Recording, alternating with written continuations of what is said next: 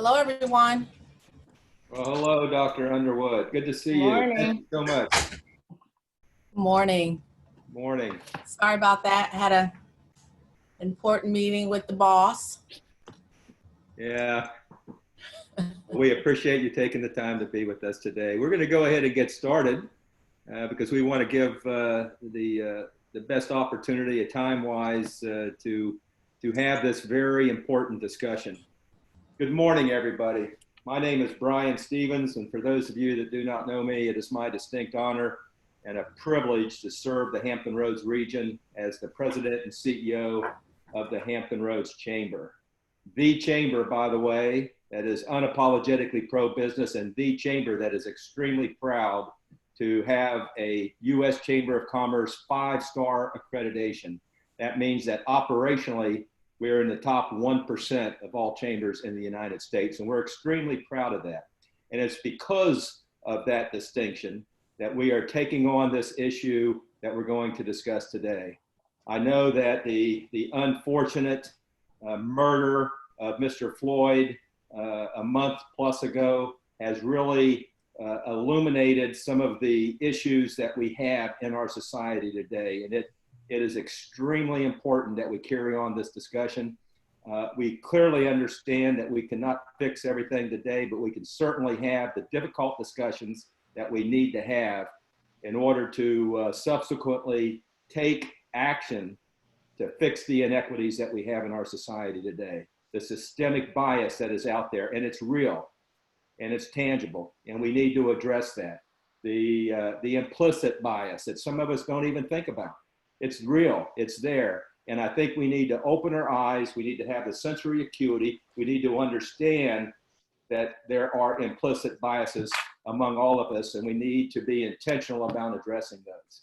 I hope that we get into an uncomfortable conversation today about the statues and other Confederate symbols that are so problematic in our society that have an impact on our economic development. People do not want to move businesses in. People don't want to live and raise families in regions where there are symbols that are representative of inequities, racism, and it's just, we need to tackle that issue. We need to talk about the naming of these military bases. Right there in Richmond, close to Dr. Underwood right now, there is a base called Fort Lee, named after General Lee. We need to have a dialogue about whether we need to rename that or not. Let's have the difficult discussions that's going to lead to actionable items so that we can have more equity in our society. Just to be perfectly clear so everybody understands, the position of the Hampton Roads Chamber is one of equality for all, regardless of race, regardless of gender, regardless of religion, regardless of sexual orientation. We believe that all individuals should have an equal opportunity to succeed in our business community, regardless of all those other items. That is our position, that is our goal, that's what we're striving for. We're not there yet. There are opportunity gaps that exist. We need to open our eyes and understand there are opportunity gaps that exist, and we need to overcome those opportunity gaps. We are very fortunate today that we have a sponsor in Geico. Geico is the sponsor for this, and we appreciate their financial support and their involvement in this issue of inequities in our society today. So thank you to Geico. We have a wonderful panel today. You see them on the screen. I know all of them very well, and I look forward to hearing from them. We're going to hear from Dr. Janice Underwood first, and I'm going to introduce her in a second, but then we're going to go right into the panel discussion. And then after the panelists have an opportunity to say a few words, we're going to go into a question and answer period. If you have questions for one of our panelists, use the Q&A button at the bottom right-hand corner of your Zoom screen there. Type it in or just let us know that you have a question. At that time, Ronnie will unmute you, allow you to ask your question directly of the panelists. So that's the format for today. We're going to go from now to about, I guess, 11:30. And and we hope to really get a good discussion going today. Like I said, we're extremely pleased to have with us today a true friend of the Hampton Ro Chamber. She spoke to us on many occasions. She's a friend of the business community, and she's just an amazing individual, Dr. Janice Underwood. She was appointed by Governor Ralph Northam as the Commonwealth of Virginia's first cabinet-level chief diversity officer. This position is also the first of its kind in the nation.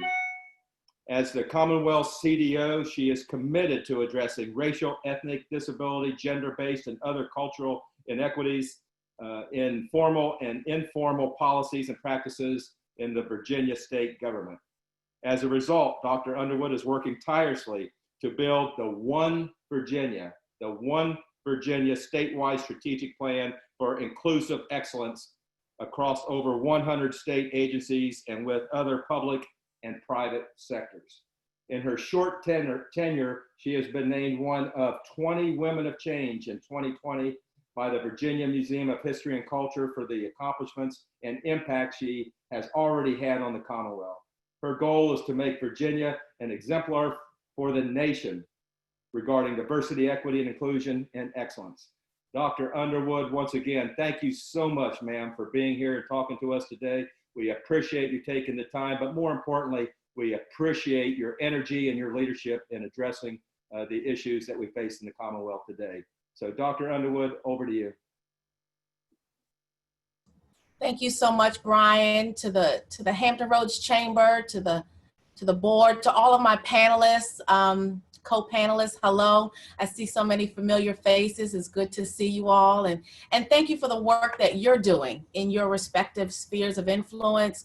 And to everyone who is listening as part of the Hampton Ro Chamber, all the businesses that are represented on this call today and really across the entire Hampton Roads region. I often share that I am a proud Hampton Roads resident. I live and sometimes work and play and worship in Hampton Roads. So it is certainly an honor to be with family and friends. And so I won't be before you long. I just want to share a few words and kind of bring some continuity to the last couple of opportunities I've had to be before you. And then I really want to just save some time for the conversation and the panelists. So my remarks will probably be shorter, Brian, than I think you would probably, I think you asked for about 15 minutes. We're going to just do a little bit shorter than that. But so the words "I can't breathe" are words that were actually the final words uttered by George Floyd and others as 3 police officers kneeled on his neck. And I know you saw one, but in my estimation, it was all 3 because the other 2 did nothing. So 3 police officers kneeled on his neck during the last 8 minutes and 46 seconds of his life in Minneapolis, Minnesota. His murder, a 21st century lynching that happened in real time before all of our eyes, served as a catalyst in a renewed fight for equality and justice across 50 states, including Virginia. We've had 246 demonstrations around our Commonwealth, across 60 countries, on every continent except Antarctica. The protests that we witnessed against racism and police brutality, I just want to make that clear. It's not just about police brutality, but it's about the structural and institutionalized racism that allows police brutality to exist. Only reflects a modicum of the injustices that have marginalized millions of people over the last 400 years. We've also witnessed in this renewed fight for justice legislation reform across local and state government across our nation, as well as the power of the almighty dollar to influence social change. We've seen dozens of companies pander to the will of people and even forced an NFL team to face its own blackface scandal. And when I was last with you, albeit by video message, I urged the leaders in the room to use their influence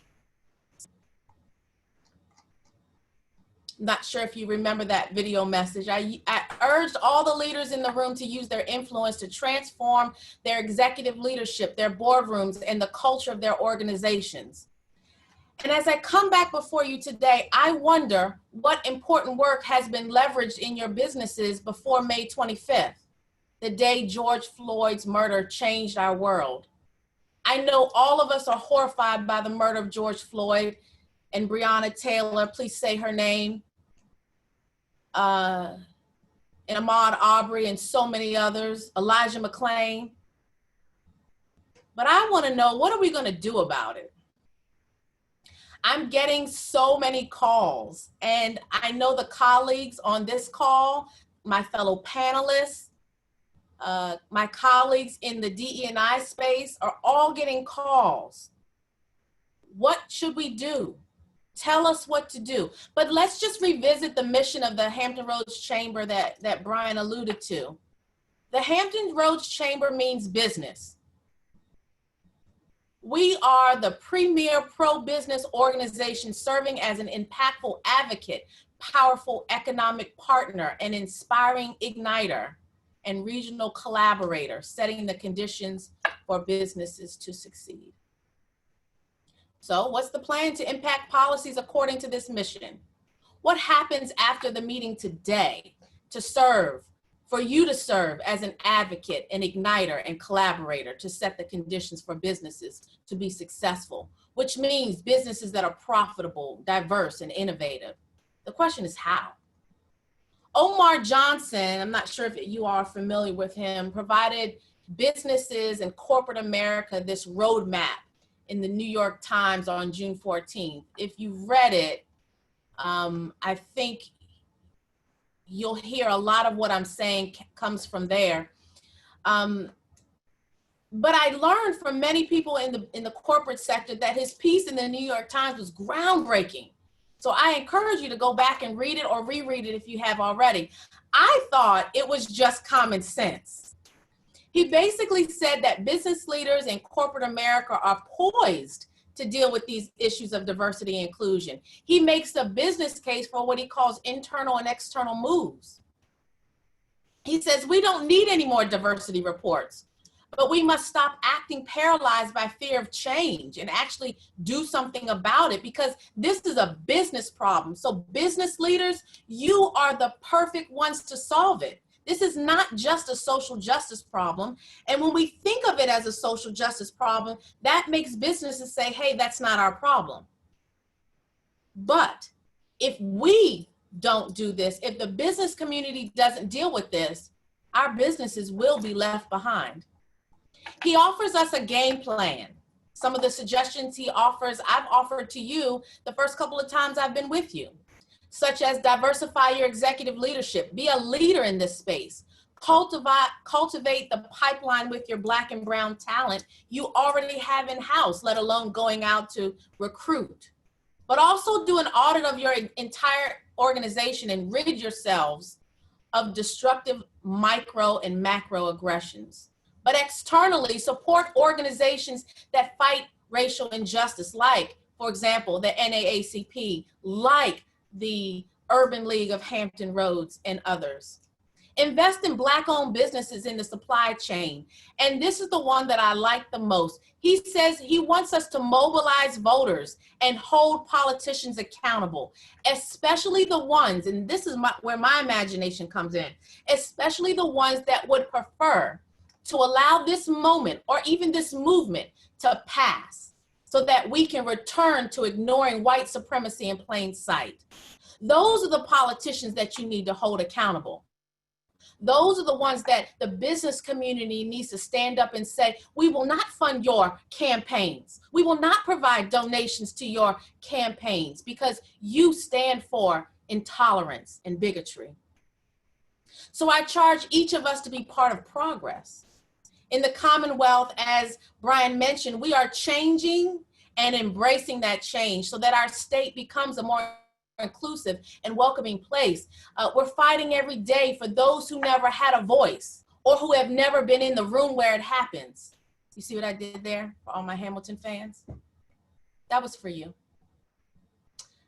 But we are taking down monuments. We're having at least a conversation about Confederate sympathizers. Why? Because as Brian mentioned, these are the folks that keep us from growing our state. People don't want to move in and invest in places where there's divisiveness, right? This is a business issue. But see, I'm also more interested in interrupting white supremacy. So it's okay that we take down monuments and change names at universities of buildings that are named after Confederate leaders and KKK members and sympathizers. But I'm interested in, what are we going to do to actually change the culture of our institutions? Because they're built on, white supremacy is embedded in the fabric of our landscape. So will you join in this movement? Join me. Plug into our communities and in our country. Join in by asking tough questions and having difficult dialogue. And yes, I know it's uncomfortable and will rustle feathers and cause trouble. But like John Lewis, it's good trouble. Trust me, I stay in trouble, but it's the greatest honor of my life to do so. So in the words of Omar Johnson, quote, before you call me again, before you ask me or another Black person what you should do or say in this historical moment, let me tell you now what you should do. Do absolutely everything. And if you're not ready to have those hard conversations and to throw everything at the wall, to do everything, get out of the way of those who are, because those are the organizations that are innovating and adapting to our new landscape. So thank you very much. And I'm interested in the rest of the conversation. And I want to join you and join those who are interested in having this conversation. Thank you. Thank you, Dr. Underwood. We really appreciate those comments. And just to follow up on a couple of things. I appreciate you talking about the Hampton Roads Chamber and us taking the leadership role in this, because we are. We started this last year. We've done studies. We have a dashboard which clearly shows that there's inequities in Hampton Roads. And now we are formulating an action plan to address those inequities. So at least in the business community, we're trying to facilitate positive change. The other thing I would say is we are leading by example. I would encourage everybody to take a look at our board of directors. You talked about populating the boards and the C-suites with diversity and inclusion. We have done that, and we continue to do that. That's one of our priorities. We've also included diversity, equity, and inclusion as part of our value system.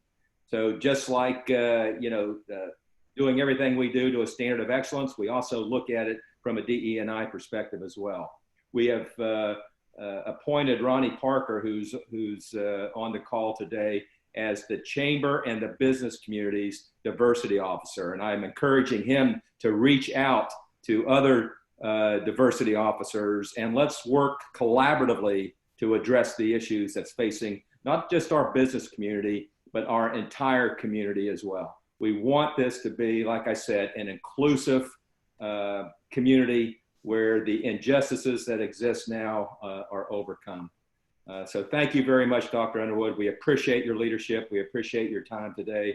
And for everybody on the call, if you get an opportunity or take the opportunity to please go on our state website and view Dr. Underwood's One Virginia plan. It's on the state website. It's a great plan. I think we all need to educate ourselves as to what Dr. Underwood's trying to do here in the Commonwealth.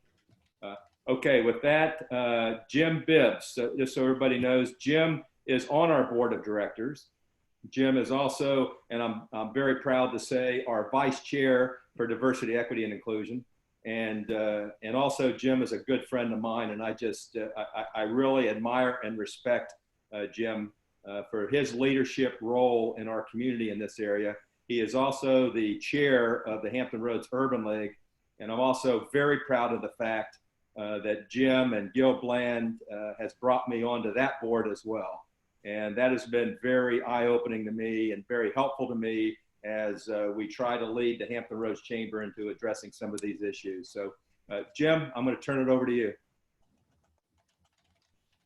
Good morning, Brian. Good morning, Dr. Underwood, our panelists. Dr. Underwood, thank you for your passionate speech, talking to us just about diversity, equity, and inclusion, and the role we all get to play. Many of the people that are on this call, you are business leaders, or you are participants in businesses where you have a role that affords you the opportunity to challenge your organizations in ways that will better suit not just the organization, but our community as a whole. We don't want to shortchange anything that's being said today with regards to DE&I. And I want people to understand the Chamber's role. Brian has already spoken to you so eloquently about the Chamber and our position on DE&I, and you've heard it through Dr. Underwood as she spoke as well. So not to belabor the point, because if we keep talking about it, everybody, you know what happens, we get kind of drained on certain things. But I want folks to really understand that a few years ago, it's been about 2 years now, right, Brian, where we looked at the Diversity Council, and we said we needed to do something a little bit stronger. And Felicia, oh my God, why am I forgetting Felicia's name right now? Felicia, you know who you are. She and I sat down, we began to talk, and we started to work on a plan, and we went to Brian, and we got folks like Ron Carley and Jeff Tanner involved, and John Martin with his organization. So we really went out and put together a survey, if you will, and we came up with a dashboard. And this dashboard really was impactful as we got results from the community to hear how they felt, not only from a living here perspective, but from a pure business perspective. And it gave us some great insights. And one of the things we talked about prior to this was we said that we wanted, when businesses started to look at locations, we wanted them to look at Hampton Roads. And we thought our differentiator was our diversity. And through the survey, we heard a lot about that. We also heard some things that we have to grow. And as a chamber, we're committed to really working on growing in those spaces that you, the residents here, have found and business owners have found of challenge. So we're going to work towards that. And this isn't about me today. This is more about our panelists. So I'm going to kind of try to stop talking because I probably could talk forever. Patrice Lewis, yes, thank you. That was another name I forgot, Felicia. So these are people who have helped us with the survey. So we want to make certain that we get our panelists on, and we're fortunate today to have a great group of panelists. And the one I'm about to first talk about or introduce to you will be Aaron Rouse, who was born in Norfolk and raised in Virginia Beach, Virginia. He also attended First Colonial High School and graduated with a bachelor's degree in sociology from Virginia Polytechnic Institute. State University, also referred to as Virginia Tech. I don't know who really goes there. I'm just joking. Rouse was drafted by the Green Bay Packers in 2007, the 2007 NFL Draft. Played for the New York, I have to say Giants, but because I'm a Cowboys fan, I want to say midgets, but I won't do that to you, Aaron. And also the Arizona Cardinals. After retiring from the NFL, he returned home to Virginia Beach to begin his career in public service. He served as a coach and a mentor before Rouse's house. On November 6, 2018, he made history and he was elected to Virginia Beach City Council as the first African-American to be elected to the City Council, representing the largest populated city in Virginia, Virginia Beach. In 2019, Rouse was named the only city liaison, for the first ever Something in the Water Festival created by Pharrell Williams. Councilman Rouse, the floor is yours, sir. Thank you for joining us today. Good morning, Mr. Bibbs. I want to thank the Chamber, Brian Stevenson, Ronnie Parker, and these great panelists that I have the pleasure of being on today's panel with. It's really important, and I'm grateful for this opportunity to be on this panel to talk about diversity, equity, and inclusion. That specifically is one of the stronger tools that I myself and the staff of the City of Virginia Beach helped to employ when we talked about bringing a festival such as Something in the Water 4th to Virginia Beach. It was that served as the foundation to make sure that this festival was not just about, the business side, which generated $21.7 million to our city and overall $24 million to our region. But it was about showcasing the diversity and of cultures within our city and within our region. And, it also helps to have someone like Pharrell Williams, who's world-renowned, that his type of reputation presents or precedes him in the fact of having more of a diversity, being open and understanding in today's society that we're only stronger together. Excellent. Thank you so much, Councilman Rouse, for your comments, and thank you for your participation in Something in the Water, because it did stand as a true beacon, a great light for what can happen in this community when we involve everyone and we're considering everyone and the value that they bring to the table. So I want to thank you for your efforts there. Next, we have the Chief of Police for the city of Chesapeake, which I call God's country because, of course, I live there, so that's why it's God's country. No, I'm just joking. And someone I'm getting to know and I really respect a great deal, Chief Kelvin Wright. Chief, are you with us this morning? And the floor is yours. Yes, I am. Good morning, everyone. Thank you to the Chamber and everyone for allowing me to participate in this forum. I'm excited to communicate with the people and certainly to answer any questions that people have. I think it's important that we, certainly, as Dr. Underwood said, speak candidly. It is an uncomfortable conversation, but it's still one that has to take place.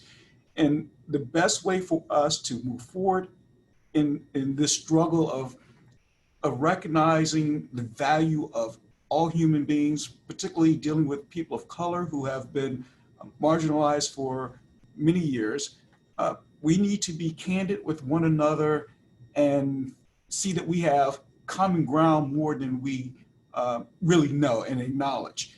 And to that end, I think that this and forums like this need to occur more often, and that we need to have the ability to reach a greater audience so that more voices are indeed heard, and not just heard, but acted upon. Chief, thank you so much. And I didn't read his bio because I was being biased about the city of Chesapeake, and also Chief Wright, because as I said, I've gotten to know him a little bit, and he's great. And the force that he leads in Chesapeake, the police force, has really done a fantastic job along with the firefighters there in that city. So I want to take 5 seconds to just say that about that city. And it's not because I live there, maybe it is, but it's really not. They're doing a great job there. So Chief Wright was born and raised in the city of Portsmouth, so he's a Hampton Ro person. He joined the Chesapeake Police Department in 1982. Chief Wright began his career as a patrolman and then moved on to the field training officer, traffic enforcement officer, and then defense tactics, radar, firearms, and general instructor. In 1998, he was promoted to the rank of captain. He served in various positions, including commander of records and support section, commander of 2nd Precinct, and the first commander of the newly opened 5th Precinct. Kelvin L. Wright was appointed to the position of Chief of Police with the rank of Colonel in April of 2008. So I didn't want to shortchange his bio. So Chief, forgive me. That means you can't have anybody stop me on my way home because I did what I was supposed to. Not a problem. Thanks so much. And next we're going to have Miss Aleea Slappy, who is Norfolk's diversity officer. She is Norfolk's first diversity, equity, inclusion officer. In this role, she is driving the city of Norfolk's efforts to be a community where everyone feels welcome, included, and equipped to thrive. Aleea leads the interdepartmental team to advance equity in Norfolk through institutional strategies and external programming and services. Her current role is complemented by her previous work as the Senior Business Development Manager in Economic Development, where she drove Norfolk's efforts to support the start of the growth of small businesses. In 2017, she created the Women's Power Series, designed to celebrate entrepreneurial spirit of women in Norfolk. Aleea is the recipient of the 2020 Women of Distinction Award in Hampton Ro's YWCA. She is 2018 graduate of the Lead Hampton Roads program and serves on the board of directors for the Park Place School and Thrive, the Hampton Roads Chamber Young Professional Group. Aleea earned her undergraduate's degree from Hampton University and her master's from Eastern University. And I just got to meet her this morning for the first time virtually, so excited to hear from her. Aleea, the floor is now yours. Excellent, thank you. So I wanna add a few things to the conversation and what everybody has already said. One thing is, I think we have to elevate this conversation beyond just the topic of diversity, equity, and inclusion. We have to fuse this topic into every other conversation we have. When we're talking about sites that are ready to build on, we need to include equity in that conversation. Right? When we're talking about our micro businesses and how so many of our micro businesses can't get access to contracts and capital, we have to take equity into that conversation. So it can't continue to be a separate conversation that we have over here in the corner about diversity, equity, and inclusion. It has to be a conversation we have with those at the highest level of influence in our region. And sometimes they're not at the table and they're not being a part of this conversation. And so that's the challenge I want to put forward to the chamber and everybody else. Who's missing from this conversation? Who has the influence to change policy? Who has the influence to bring new dollars into our region and make sure that those who have been left out are no longer left out? Because we still have a forgotten people, not just in the city of Norfolk, but in all of our cities, folks who don't get included in what we're doing and in the progression of our region. One of the ways that we see that is in the work that we're doing around making sure that there is access to capital for small businesses. And so my background is around driving support for small businesses. What we made sure that we're deciding to do in Norfolk is that we just don't have an overall conversation about SWAM. We're getting much more specific. Minority-owned companies. We know that there has been redlining that has taken place. We know that these companies have not had access to capital from banks and that there's a role that we have to play. We know as the city that we haven't done as much as we can do to make sure that we're spending with our smaller companies. And on top of that, not just spending with them, making sure that those companies have the capacity to take on the work. When we think about our larger companies, you guys who are on the call right now, have you done your subcontracting with our smaller companies? Have you pulled a small business, a minority-owned small business aside and helped them to start to build that capacity so they can compete, so they can create jobs and opportunities for other people? That's the conversation that we need to have, right? And so that doesn't mean that you have a DEI conversation off to the side. That means you weave this into everything. That means that equity becomes a part of every conversation that we have. We bring an equity lens to planning. We bring an equity lens to every topic that we address as it relates to business. And so I want to make sure that this doesn't continue to be a side topic, or that panelists don't just look like me and aren't just the folks that are on the ground grinding it out around DEI, but that future panelists look like folks who are lenders. They look like folks who are buying up land and buying up property. They look like the developers who take on and get the large contracts on deals that we have, not just in the city of Norfolk, but throughout this region. And so that's the challenge that I want to bring forth to everybody here, that this conversation continues to get elevated, that it doesn't exist off to the side, because if it exists off to the side, what we allow to happen is that the same systems that have kept people out of the conversation can go on forever. And what we recognize is those systems have had their foot on people's necks for generations. And when we look at the racial wealth gap that exists, it's because of the systems that have existed that have kept so many people from really having success, from being able to purchase a home, which we know home ownership and business ownership are the two things that lead to wealth. And so if we're not making sure that we're doing the things that lead to wealth creation, then we're not having the right conversation yet.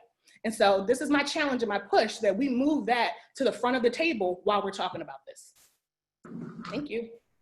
Aleea, thank you so much for your comments. And for a third of a second here, I want to echo some of the things you're saying. And that was really the impetus of these types of conversations. And unfortunately, sometimes we're preaching to the choir with the people who are on these calls or who come to these forums, right? And in our last forum, we went and we got leaders of major organizations in Hampton Roads to ensure that they were doing it inside of their business, and we gave them an opportunity to speak about that. And what we really are trying to do, even with the survey that we have is we're trying to integrate it in to our community as opposed to it being a set aside.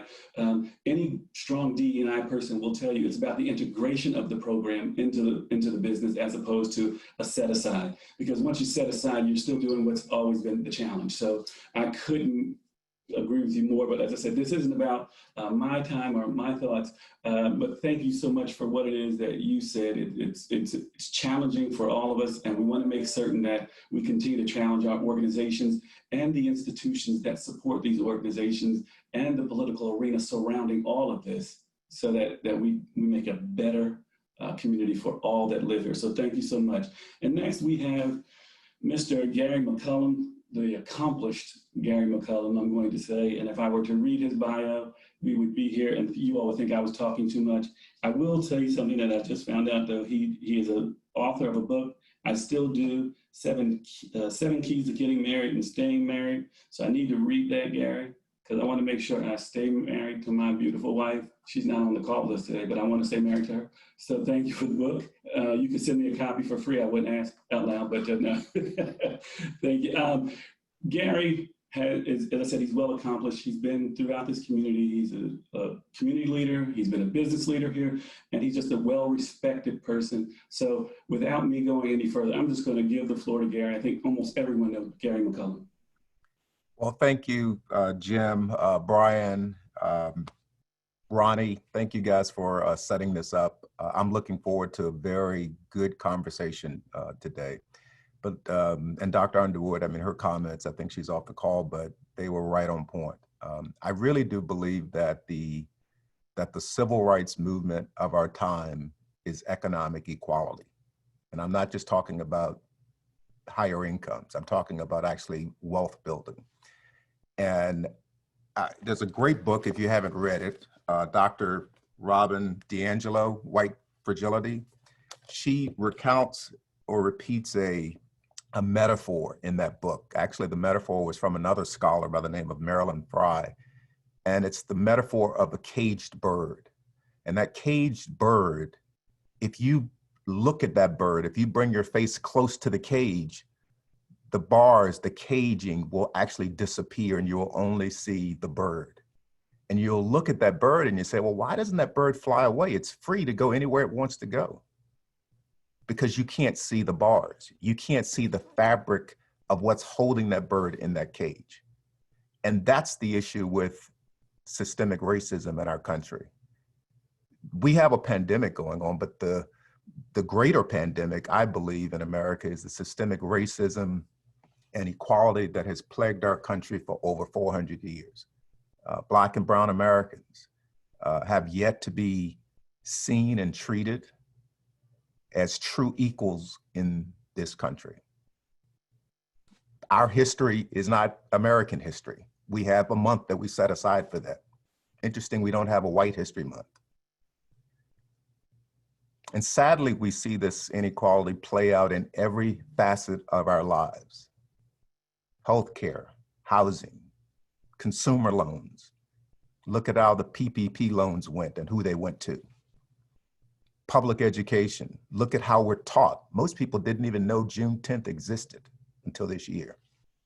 Higher education, literature, professional sports, the military, politics, access to capital, government spending, business to business spending, government spending. I'm glad, Aleea, you mentioned this, but I know people who own buildings in Norfolk and can't get a contract from Norfolk. They have thousands of feet of open space, but yet they can't get the city to actually rent that space. And those people look like me. And so we have an issue. Again, I believe that the civil rights movement, it is about economic equality. And again, whether it's business to business spending, criminal justice, the environment, advertising, music, film, even organized religion. And I'm really excited about this conversation because I'm wondering, when are we going to get so sick of this that we're going to do something about it? Because I do believe that this generation that I see marching in the streets, and I've been out there with them, they're fed up with this. And the question is whether or not we are. So I'm looking forward to the conversation again. Brian, thanks for setting all of this up. Thank you so much, Gary, for your comments. The Q&A is now open, so Ronnie, I don't know if we have any questions, but I will open it up for those questions. Ronnie, I guess you will feed us the questions. Yeah. Do we have any questions? Jim, I just need to reiterate to everybody on the call, if you have a question, please use the Q&A block in the bottom right-hand corner of your Zoom screen, and either Jim or I will call on you. In the meantime, I know that we had some questions sent in advance. Jim, do you want to start us off while people are typing in their questions? Yes, so open to any of our panelists. Am I okay? With the challenge of social injustices with minority community negatively impacted in a disproportionate manner in regards to the pandemic, in your current role, what are your thoughts on adjusting the environment overall and helping businesses acclimate to the current social climate? Anyone of the panelists can go on that. Gary, why don't we start with you? I think Dr. Underwood hit on it. I think you need to look at your organization. You know, there are companies out here, I think everybody's heard the term virtue signaling, where they're simply writing a check and they're throwing some money at an organization. And again, I'm not saying that that's bad, but that's not what we're talking about here. I think what we need is there needs to be listening, learning, there needs to be voice, and there needs to be action. And she hit on a couple of the points from Omar's piece in the New York Times. Where is your C-suite? I mean, don't believe the whole excuse that, well, we just can't find African Americans. We can't find diverse talent. That is not true. You just haven't looked. If you really looked and you really wanted to do it, you can do it. And I think now is the time. So I think that looking at your C-suite is really important. She also talked about, you know, who are you spending money with? I mean, it amazes me that when I look at even our institutions of higher learning, you know, I was the rector at Norfolk State. Again, I think Norfolk State, the last time I looked, their SWAM spending, and specifically with African-American firms, it was double digit. But you look at most predominantly white institutions, I went to JMU, that number is under 1%. So why is it that Norfolk State can find African-American vendors, but our predominantly white institutions can't? So we need to really look at that piece of who are we spending money with and be very intentional about diversifying that spending. And then thirdly, I think she spoke, Dr. Underwood spoke about this, where is your voice on issues like this? When we're marching in Virginia Beach for a disparity study, why do you think that's a Black person's problem? Right. That's an American problem. And you need to add your voice to that. That's the issue, I think, before us today if we're going to stamp out systemic racism in our country. If I could chime in on that. I would just add, and I think Gary and Dr. Underwood, Mr. McCollum, they put it so eloquently. As a local representative of the local level of government, which basically affects your life more directly than the state level or even at the federal level, local government is so important. And so at this local level, I think it's very important that we expose institutionalized racism. Because that has a profound effect on the psychological impact, whether it is explicit or implicit biases that continues to perpetuate within, whether it's city contracting for minorities or housing or education, even on our school board. That's really important when you look at the suspension rates of African Americans, potentially specifically males, that compared to those of white students. So once we start to really expose the institutionalized racism, we can begin to solve them.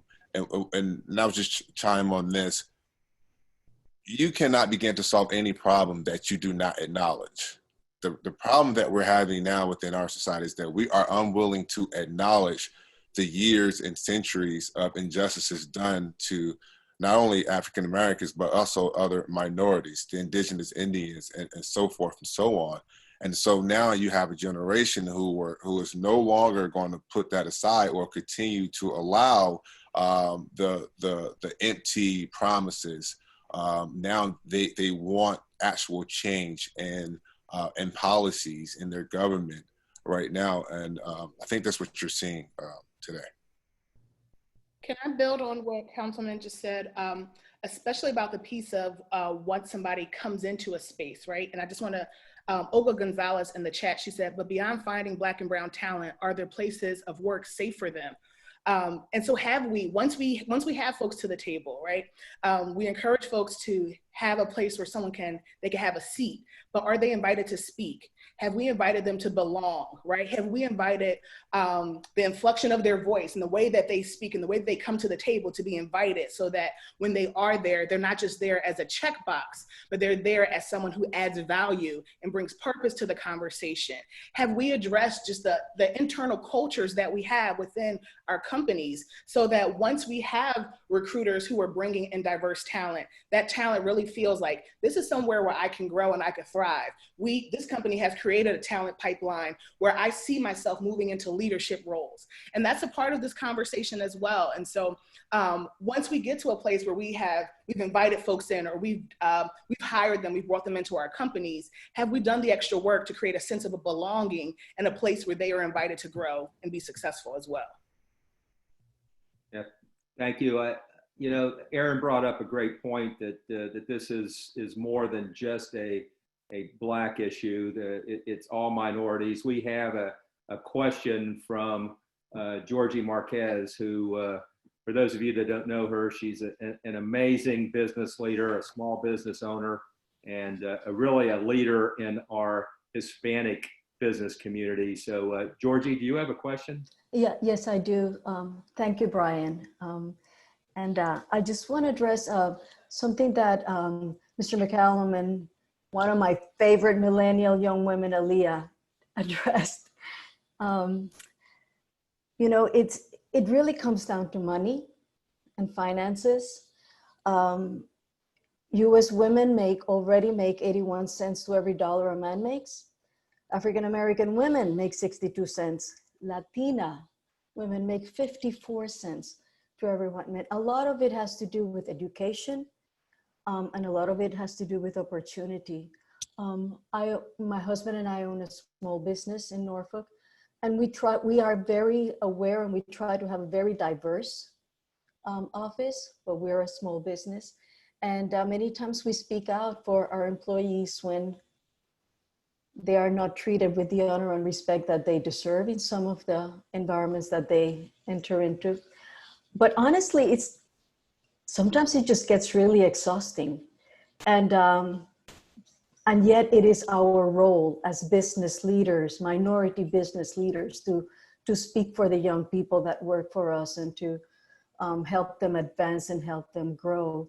But I was wondering, we always think of the white business owner and what they need to do, but I just think that there's more that maybe we can do or we should be doing. So I don't know if any of the panelists would be willing to address that issue. What do we as minority business leaders in this community, what can we do to help the younger folk that are coming behind us? Georgie, this is Jim Bibbs. Thank you so much for that question. I cannot say how great of a question that really is. I think first, economics is paramount to any of this discussion. Everything in this country begins with dollars and cents. If we're all going to be honest, if you chase the dollar, you find the result, or you find the answer to the question that you may have. And it's unfortunate to say that, but that's just reality. And the systems have been set up in such a way that the dollars go into spaces that often aren't available for minority businesses, for people who look different than the majority. That's just a reality. And then if you look at how the system gets set up in a way that, you arrest people, young African-American and Latina and Hispanic males early on in the process so that they can't get into the system because they have a record. But then you ask, what does it do? What are the responsibilities of minority business owners? One, this is going to be a challenge, but run your business in a way that when people look at it, it's an effective business. and that the people that you bring in to hire, typically they're going to look like you, and make certain that they're understanding the levels of business and the right things inside of business, protocols and all those wonderful things. I think minority businesses are a backbone to our society, and I think we can't run away from that. It's how many of our people get their first jobs are inside of minority businesses, because majority businesses won't hire them, or they meet the quota and it kind of stops the process. So we have to find a way to build an infrastructure for minority businesses, an economic infrastructure. And I think that's more of a question that you face, that would face Councilman Rouse, with regards to how do we formulate an economic structure governmentally to ensure that we support minority businesses, to give them the right foundation to build and to hire inside of the communities they represent. Yes, Ms. Georgie, thank you for that question. Here, as Mr. McCollum alluded to earlier, we had a disparity study done, and for years, minorities have been saying what the disparity study already revealed, that there is a substantial underutilization of city contracting in the ways minorities are able to get business within the city of Virginia Beach. But because of a systemic issue of, well, I don't believe you unless you have empirical evidence. I'm not able to take your word of advice or your word for as it is until I see evidence. That's also an issue where you're not exactly listening to what's exactly going on inside your community. And so I have to go out and pay for a study, or and that disparity study was really expensive. And a lot of times minorities don't have access to that capital and able to do certain things like get a disparity study done. So it's really important that you elect officials and you elect people who understand and listen, that can understand the concerns of your community. But one of the things that disparity study told us is that, hey, the things that we've already knew, is already stated, is that there's substantial underutilization. We needed a SWAM office. We needed prompt payment. We need to debungle large contracts, data collection, more outreach, and improve the SWAM certification process. But these are all things that if you had more diversity on your body who make these decisions and these policies, these are all things that would have been mitigated prior to having to do a disparity study. So those are some of the ways when we think about systemic and institutionalized racism, is that when you have a lack of diversity on your boards, and for a lot of businesses who are out there, particularly minority businesses as well, if your goal is to increase your revenue and your profits, and you understand, okay, you are trying to do that, your goal is to get the most dollars as you can. And so you want to make sure you are relating and reflective of the body in which you're trying to get those dollars. So when you have these positions such as supervisory roles that are in place, you want to make sure that they are as diverse, because they're going to bring in different ideas to help you bring in more increase your revenue. So diversity is a great thing, but also we need to make sure that we understand the psychological effects of the perpetuation of these systemic issues. If I may,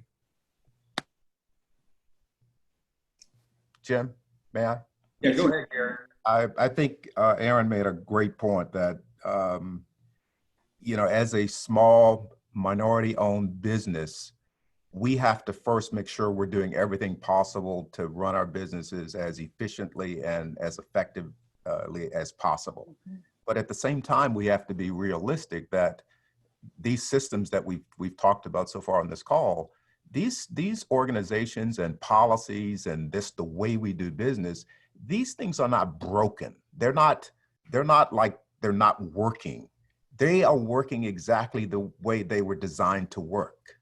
So, Aaron spoke about this. We have to acknowledge that we have a problem, that there's a reason why we see the inequities in schools. There's a reason why we see inequities in business to business. There's a reason why, when you look at legislation, these things are doing exactly what they were designed to do. And that's where we as leaders have to say, no, no, no, no. How can we fix this? You know, let's be clear. Prejudice and discrimination only becomes racist when you have, as Dr. D'Angelo says, when you have institutional and social power behind it. Because I can be prejudiced. Matter of fact, I think we all are prejudiced.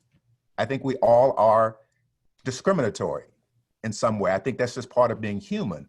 But I can't be racist because I lack the institutional and social power to do something to a whole group of people. And that's the issue that we're facing today.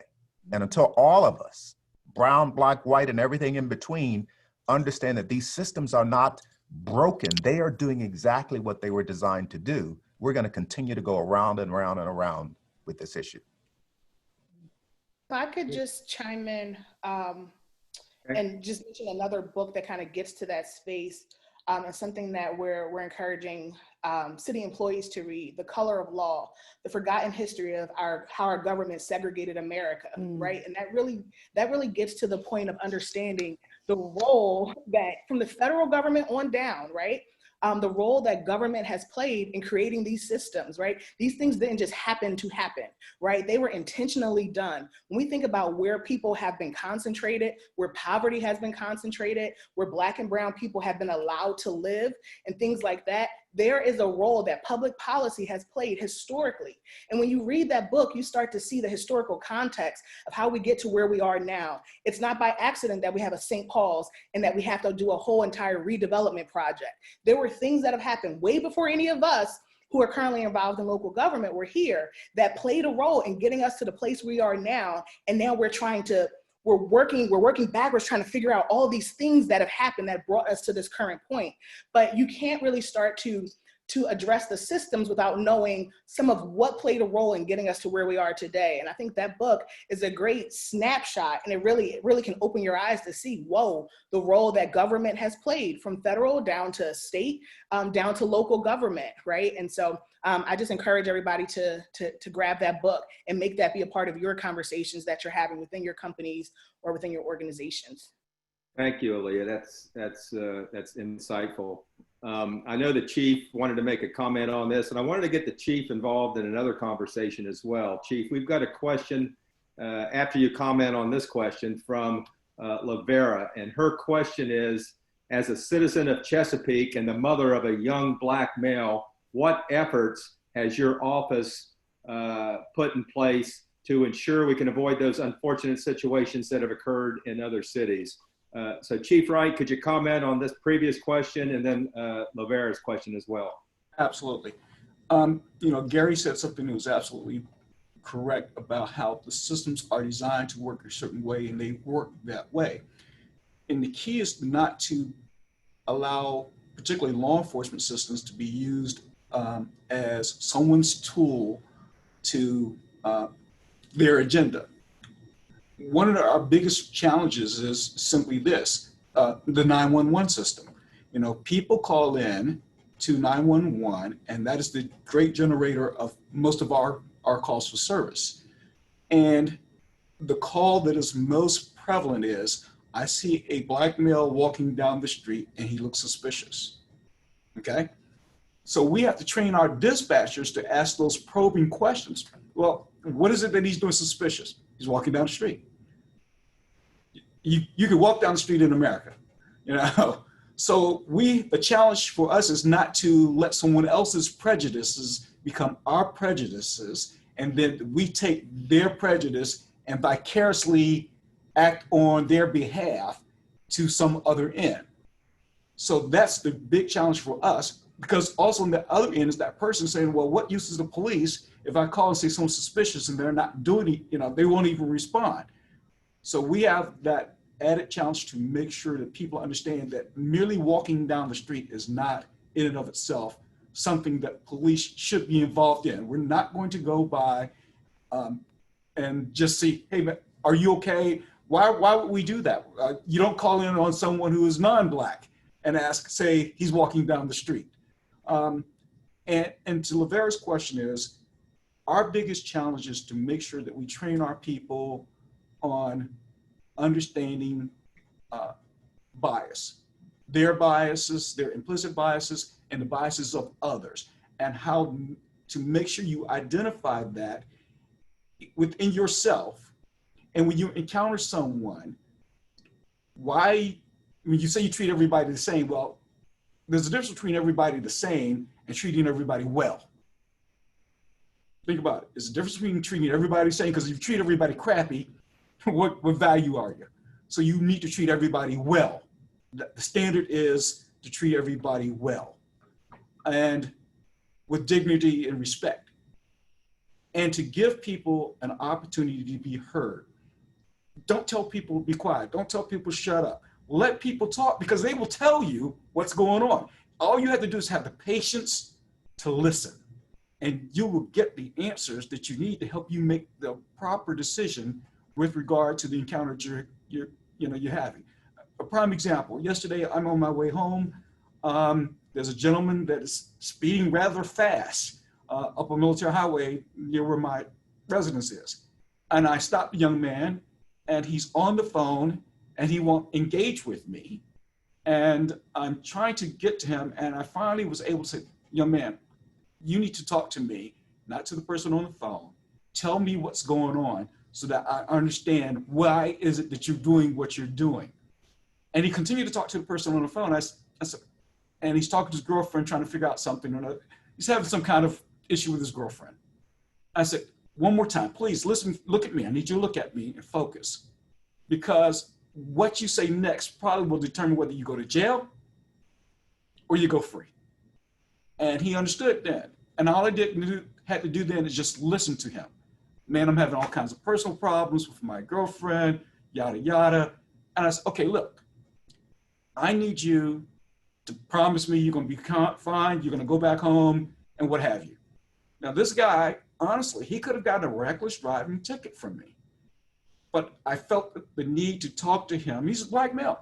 I felt the need to let him vent about what's going on in his life that's causing him to act out in the way that he was. And I think we had a good outcome. But we try to give that same philosophy and that same marching orders to all of our people. Go ahead, Aaron.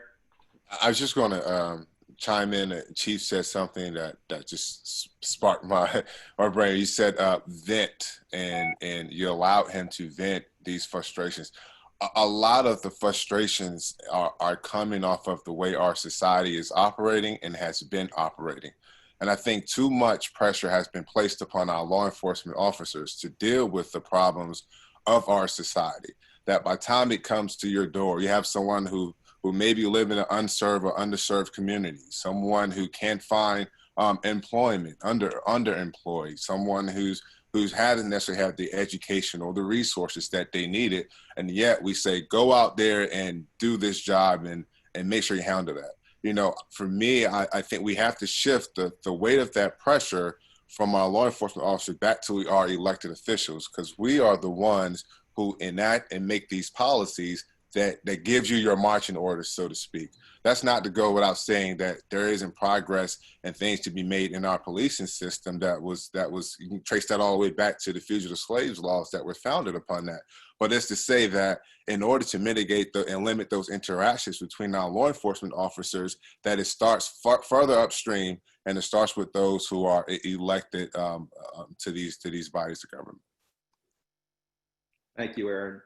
You know, another leader in this space that I have a great deal of respect for is Toya Sosha. She's been trying to ask several questions. And so, Ronnie, I'm going to ask you to unmute her. And Toya, go ahead with your questions, please. Hi, can you hear me? Yes. Okay, thank you for putting on this forum. I appreciate all of the comments that have been made so far by the representatives, and all of it is very helpful.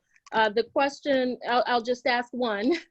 The question that I'd like to ask today is, what are some practical, fresh ideas of how corporations can help beyond diversity recruiting, having difficult conversations with everyone represented, and funding initiatives? We're doing all of those things, but what are some new, fresh ideas of how corporations can help in this movement?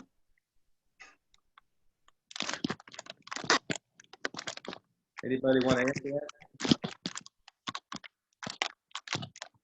that? I'll go ahead.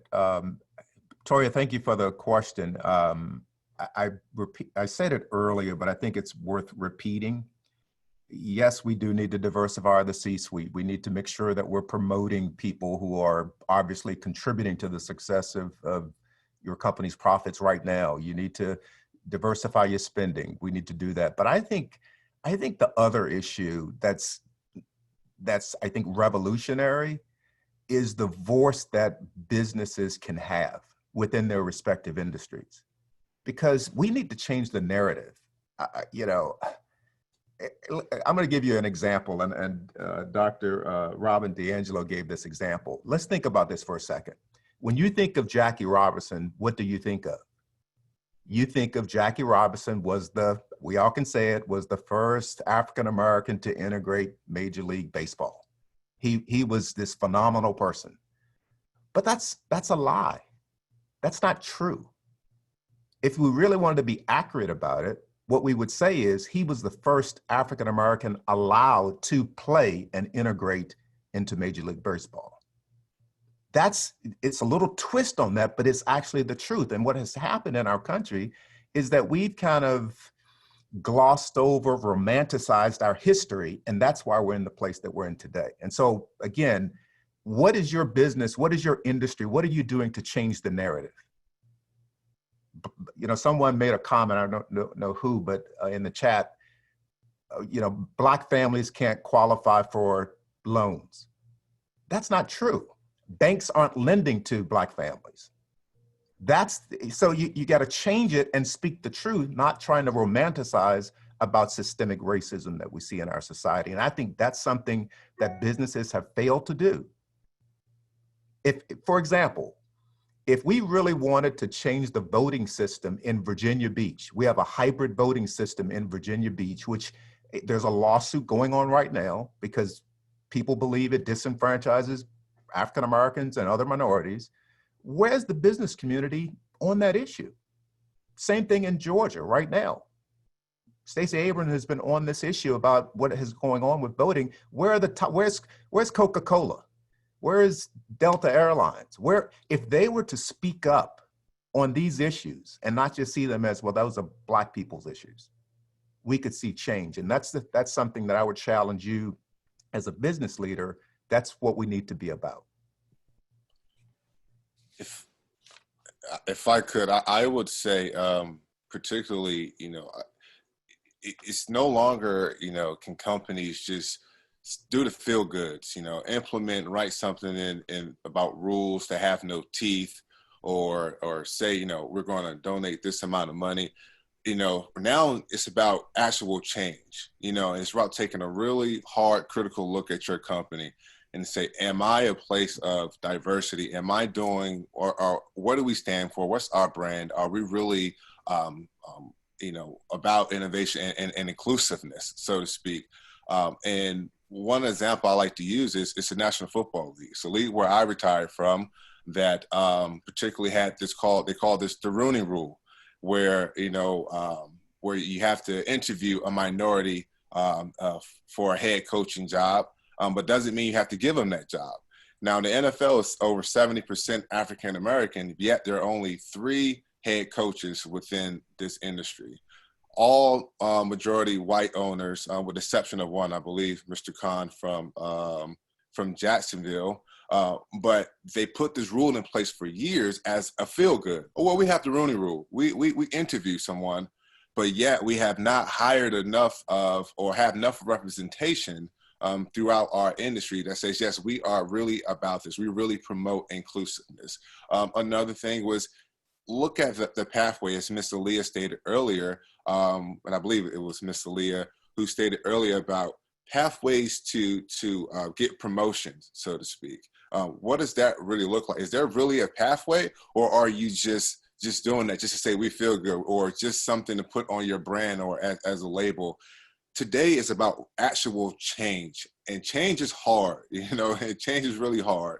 But in order to move and progress to our future, you have to be bold and you have to take that steps, because this generation coming, be honest, are no longer accepting your empty promises. You know, we need receipts, so to speak, and that's what I think companies should look at today, and when they really look at themselves. Thank you. Aaron, I'd like to build you and on- Gary, I can't thank you guys enough for those comments. I think it's incumbent upon businesses to move beyond the message, right? It's incumbent upon businesses to move beyond the letter that you put on your website. And I believe that this generation is a generation of receipt showing, right? They want to see what it is that you're doing. And I think that businesses are slowly coming along. I think that, and I will be honest with you, there are implicit biases baked into business as well as the biases that are baked in. Mindsets, you know, something as simple as when you're interviewing a candidate, right? And a candidate says, oh, we went to school together, or I know him, and he's an African-American candidate. And then you have a white candidate makes the same statement. When they come down to the panel discussion in the back room, it's well, he struggles with communicating. He didn't communicate effectively. Now, they both gave almost the identical answer, but because he said it in a way that you deem vernacular from an African-American community, although you can have a white candidate use the exact same words, it's held against the African-American candidate. So these are things that are kind of, you know, those are those implicit biases we talk about, things that aren't necessarily written, but it impacts people, and it's challenged. You know, you can have an African-American mother who says, I have to leave early today because for childcare reasons. They're held to a different standard than if it were a white female who said left for the same reasons. You would say, well, she's a mother, she has to get to her children. So there are things that aren't kind of in books or in policies that organizations have to really, really take a look at and challenge themselves when having those discussions. And those are the ones that aren't laws. And those are the ones that impact progression in organizations for African Americans that they don't even realize, but we've been speaking about for years, but there's nothing to point at and say, this is it, right? So I think this is just great dialogue. I think Gary had something to say, so I'll go ahead. I was just going to say, go ahead, I'm sorry. No, just really quick, just because I want to give just a quick answer to Toya's question as well. I think something that companies could do, especially the ones who will lend themselves to say that they're a little more on the progressive side, is really looking at doing a cultural assessment and not looking at your top leaders, right? So you may have diversified your C-suite, but what about your frontline staff? When we look at a lot of our companies, it's, yes, there are microaggressions that you may experience at the highest level of your person of color, but if you're that frontline staff person who hasn't navigated and doesn't have some of the professional privilege that comes with someone who knows how to speak in certain rooms and knows how to navigate certain rooms, they experience your company much different than the person who has access to the CEO. They are living a totally different work environment than you're living. And so I think it's really important that we don't just kind of group it all together like, oh, we're doing our part because, you know, we've moved some people into leadership. What about those folks who haven't made it into leadership? How do they experience your company? And do they see it as a safe space or a place where they can grow? One other thing I just want to make sure we don't leave this conversation without saying, and I think as our young professional in here, I just want to push this idea of intersectionality. Most of us don't just come to the table as one thing. And I'm so glad that Georgie brought that up, right? I don't just come to this conversation as a Black person. I come here as a woman who does oftentimes make less than male counterparts. I come here as a young person who often isn't as received as well because of my age and I don't have as much experience. And so we all come with this intersectionality where we're not just this one thing. And so when we think about business leaders and our companies have to look at all of that. They can't just say, we're creating policies that impact African Americans or minorities, but what about that intersectionality? If you are a person who identifies as LGBTQ and you're African American and you're a woman and you are a frontline staff person. And so we have to look at all of that in totality, not just the pieces that fit for us. as part of this conversation. So when we think about what's new in that next level, that's that next level. It's going beyond just kind of like checking our boxes of we've done the basic things. We've got to dig a little deeper because there's a whole lot more there that we have to do. And you'll hear a lot more from those folks right at the front line. I could not agree more with Aleea. This issue of race and gender, these are social constructs. And I don't think everybody believes that. I think people believe that they are natural or biological, but they are social. And they've been used by groups to dominate other groups. And that's what we're dealing with right now. That's why you see women, as Aleea spoke to, not getting paid what a man gets paid for the same job.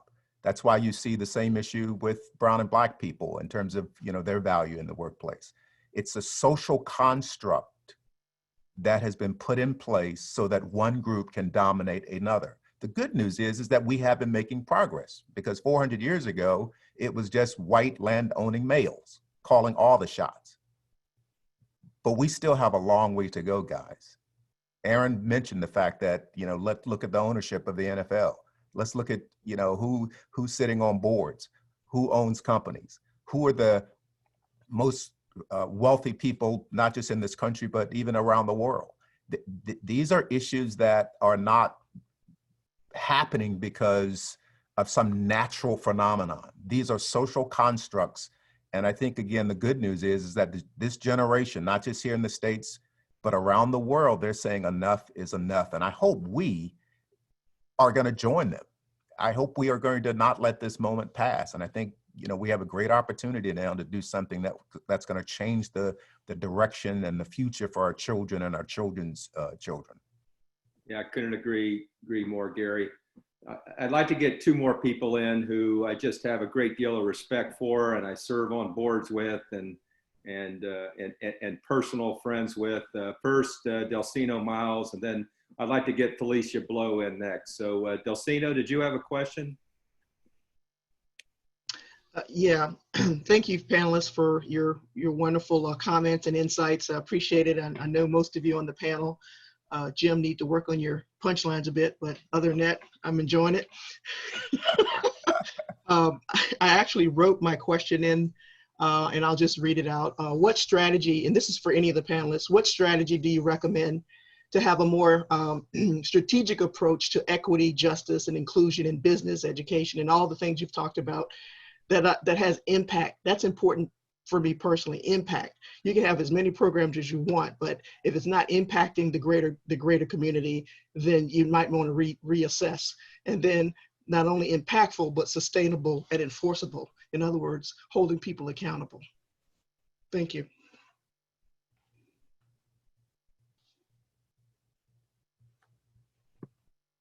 Okay, well, I guess I'll go first. Thank you, Delcino. It's good to hear your voice. I hope you're doing well. Earlier this year, or I say a couple months ago, there was a group of business owners, clergy, as well as community leaders who have gotten together and said they want to start this campaign called Listen, Learn, Love. And they're talking about basically listening to the community, everyone's perspective. Everyone has a different perspective, and actually learning from these different perspectives and bringing it all together by loving one another. But it starts with really engaging that space. I think for a lot of times, what's lost in our society today is so much communication is done through social media. And so there's a lot of context that's left out of the words that we tweet or we put on Facebook. And so we have to get back to that human interaction, that when we tell someone, hey, I understand you, I see you, that they can see it in our face, in our eyes, through our emotions. And so I think we have to get to this point of getting comfortable being uncomfortable, and having and acknowledging the issues that continues to plague us. One of the things Mr. McCollum said earlier, and I couldn't agree with more, is that we are dealing with social constructs that will continuously perpetuate itself until we get it right.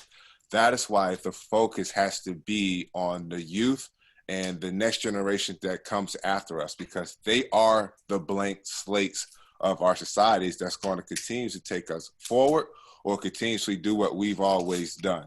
And so we have to make sure we invest in them and we show them a different pathway and engage our young professionals, whether it's through intersectionality, am I saying that correctly, as well. But we have to engage our youth, and we have to let them know that we are engaging our problems and issues to set up a better future for them. Yeah, Aaron, you're spot on, and I can tell you from my perspective what we do. This whole COVID thing has really put a damper on our community outreach and civic engagement with particularly youth and young adults, because like you said, it's important that we have that dialogue, that interaction, that face-to-face contact with people that are different than us, and so that we can actually hear what they're saying and they hear what we're trying to do.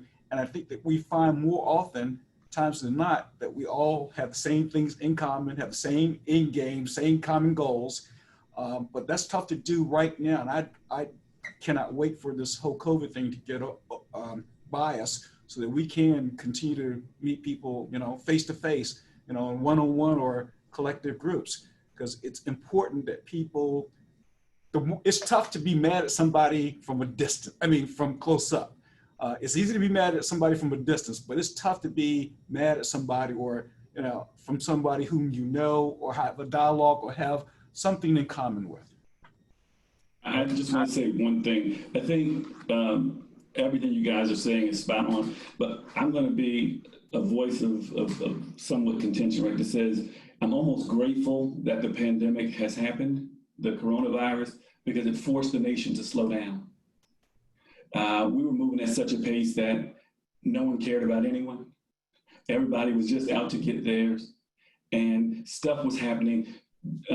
George Floyd wasn't the first death, and he might have been the 1,000th one in the past 3 years that we were just made aware of. The pandemic slowed this nation down and forced everyone to watch on their TV a man lying on the ground with a knee on his neck saying that he couldn't breathe. And then for an officer's response to be talking, it takes a lot of oxygen.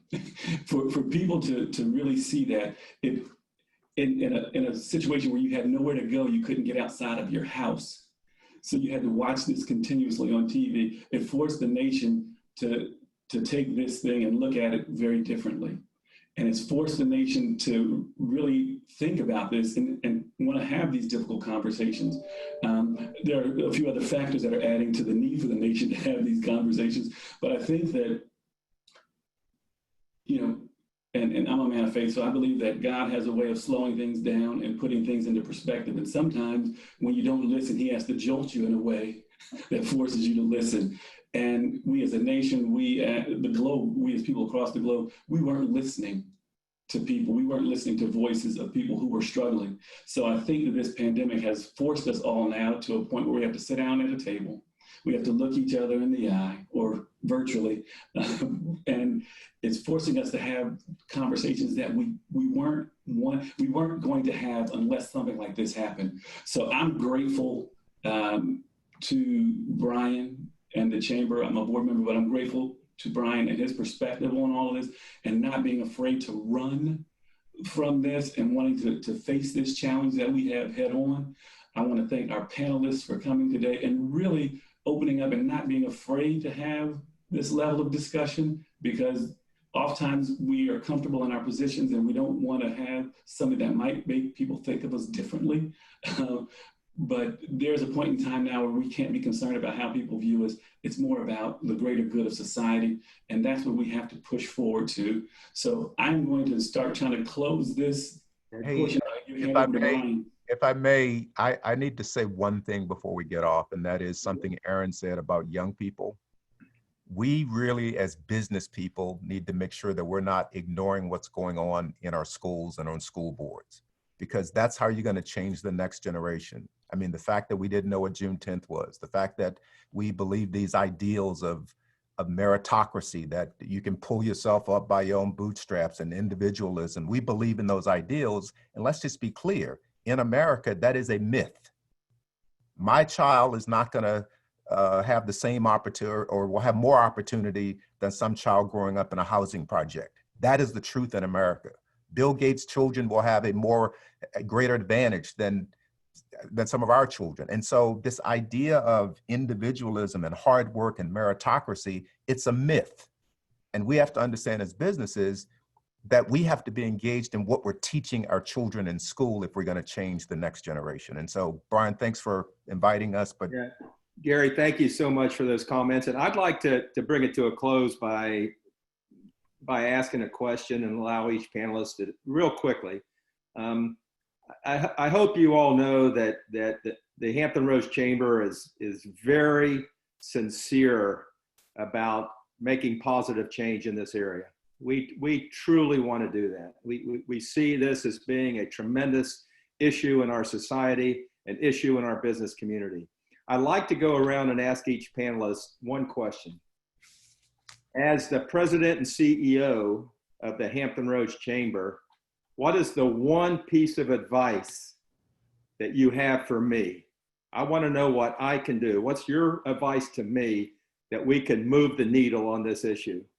And I know I'm putting you on the spot, but again, I really need your advice. I need your help so that we can move the needle on this issue. Aleea, can I start with you? Certainly can. Your colleagues, the ones who sit at the highest levels, who are part of running the most influential organizations in our region, they have to come to this table, Brian. They have to be a part of this conversation. They have to be educated on what their role needs to be, because some of them can easily pick up a phone and make things happen the way that I can grind it out for months and months and nothing can change. And so they have to come to the table and walk alongside. And true allyship is saying, I'm taking this on my back as if this is my fight and as if I've experienced it myself. And that is the role, and that's what you have to charge everybody who sits at your seat to do. Okay, thank you. Aaron, any advice for me?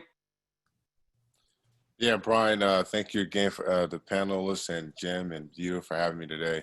The one advice I would give to you is don't give in to complacency and getting tired of always promoting diversity and inclusion, because it could seem as tirelessly work. You know, sometimes you can get overwhelmed.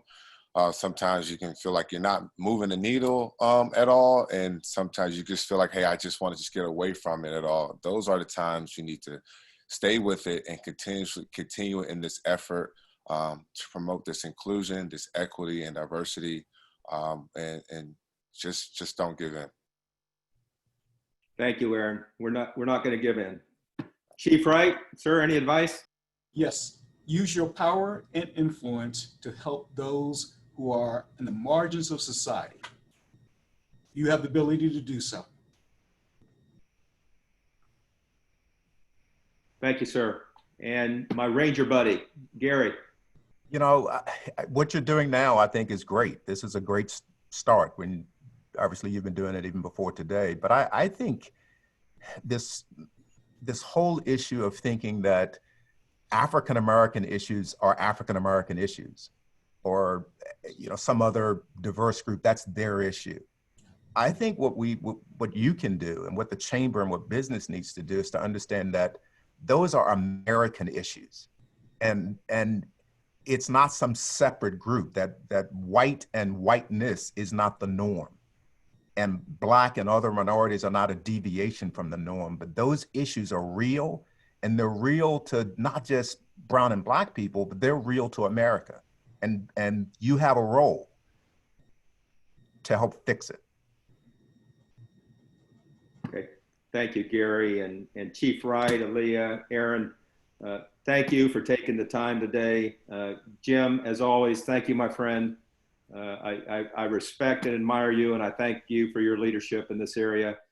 For everybody on the call, thank you for dialing in. I know that we are all interested in solving the issues, challenges, and concerns that face our society right now in this area. Brian? Yes. Can you hear me? I'm sorry I couldn't get in earlier. I want to thank one of my favorite people in the world, Gary McCollum, and all the others. It has been a delight to partner with Jim Bibbs with our reinvigorated Diversity and Inclusion Committee. I did have a question around white privilege and how that can be looked at through the prism of business engagement, but unfortunately we will have to go and we'll have to wait until our next session, which happens in October. So everybody stay tuned. It's gonna be awesome. Thank you, everyone. Thank you, Felicia. Felicia's one of my favorite people in the world. She's amazing. Okay, everybody. Again, thank you so much. Be blessed, be safe, and thank you again. This ends the forum. Thank you. Bye-bye.